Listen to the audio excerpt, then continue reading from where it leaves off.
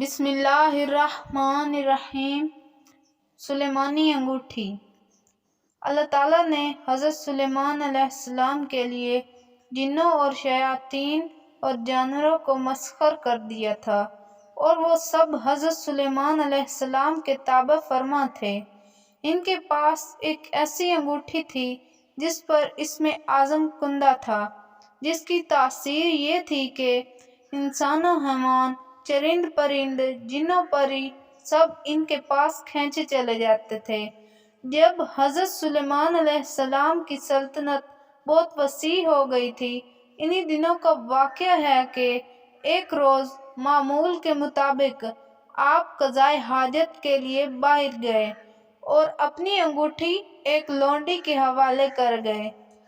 ان کے جاتے ہی دیواؤں کے ملک کا بادشاہ حمودلیس کسی طرح وہاں آ گیا۔ اس نے لونڈی سے حضرت سلیمان علیہ السلام کی انگوٹھی حاصل کی اور تخت سلیمانی پر جا بیٹھا۔ اسی انگوٹھی کے سبب سارا کاروبار سلطنت چل رہا تھا۔ چنانچہ انگوٹھی پاس نہ ہونے کی وجہ سے حضرت سلیمان علیہ السلام سے سب کچھ چھن گیا، اور وہ انگوٹھی دوبارہ پانے کے لیے جنگل کی طرف نکل گئے۔ چلتے چلتے وہ ایک روز بنی اسرائیل کے ایک گھر کے دروازے پر پہنچے۔ آپ بہت بھوکے پیاسے تھے۔ آپ نے دروازے پر دستک دی تو اندر سے ایک عورت نے پوچھا، کون ہے؟ حضرت سلیمان علیہ السلام نے جواب دیا، میں ہوں جس کی دعوت کرنا لازمی ہے۔ میرا شوہر گھر سے باہر ہے۔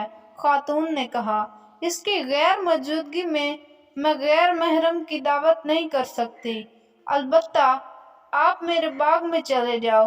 جب میرا شوہر واپس آئے گا تو تمہاری مراد پوری کر دی جائے گی۔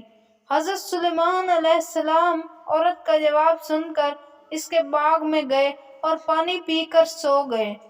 سونے کے دوران باغ میں کہیں سے ایک ناگ نکلا اور آپ کے قریب بیٹھ کر پہرا دینے لگا۔ اس خاتون کا شوہر باغ میں آیا تو یہ منظر دیکھ کر پریشان ہو گیا۔ اس نے بیوی سے پوچھا کہ یہ آدمی کون ہے اور یہاں کیوں سو رہا ہے؟ بیوی نے بتایا، یہ مسافر ہے اور اس کے انتظار میں ٹھہرا ہوا ہے۔ حضرت سلیمان علیہ السلام بیدار ہوئے تو ناگ وہاں سے ہٹ گیا۔ عورت کا شوہر آپ سے بے حد متاثر ہوا اور اس نے آپ کو اپنی بیٹی کا رشتہ دینے کی پیشکش کی، جو آپ نے قبول کر لی۔ آپ نے اس شخص کی بیٹی سے شادی کی اور 3 روز وہاں قیام کرنے کے بعد اپنی بیوی کو ساتھ لے کر وہاں سے روانہ ہو گئے۔